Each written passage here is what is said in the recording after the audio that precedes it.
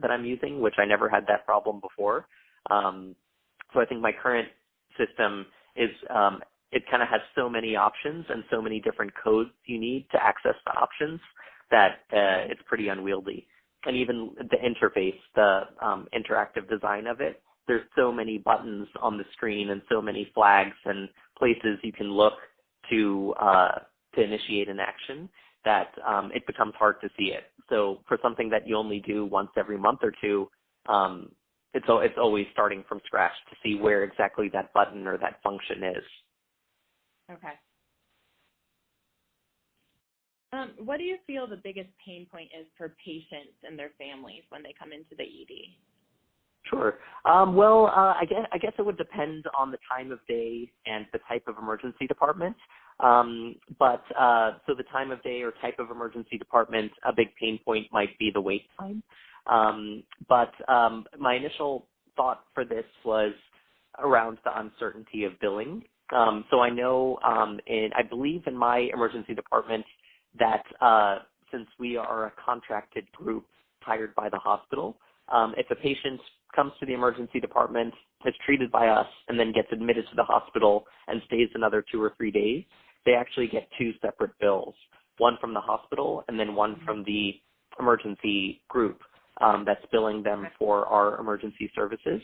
And I've kind of been reading about people just shocked by this because they think, oh, I'm going to the hospital, I'm seen by a team of people, why am I getting 2 different bills, and why am I getting this bill from this other company that I've never heard of?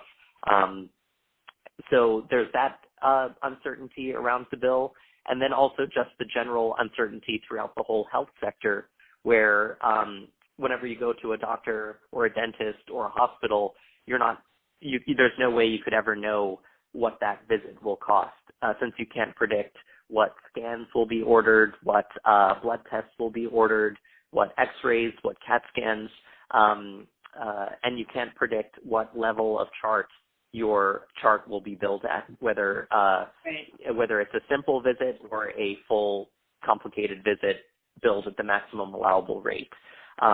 So I think that's increasingly hard for patients, especially uninsured patients.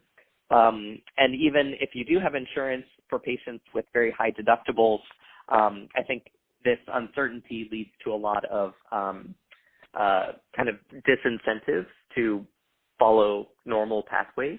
I think a lot of people defer care or they wait a couple of days. And the problem with all of this is that it often makes things worse if they have a real serious problem. And often I think they're not seeking help because they're not sure what it'll cost. Right. So if they, and I think this applies throughout the health system, not just to the emergency room, but they might even not go to a primary doctor because they're not sure what that visit will cost, or they're not sure what blood tests will be ordered or what x-rays. So I think a lot of people are still defaulting to not, watching and waiting. And then I think for those patients with zero insurance, we're still seeing a lot of people come into the emergency room with very severe complications of relatively simple conditions. So untreated blood pressure because they weren't able to get follow-up or refills of their prescriptions, untreated or undertreated diabetes, or new onset conditions we're seeing in the emergency room that we don't really have a great place to send a person for follow-up because we know it's going to take them weeks to months to get into one of our free access follow-up centers. Okay. I think that's kind of a shared pain point on that note. Yeah, definitely. Do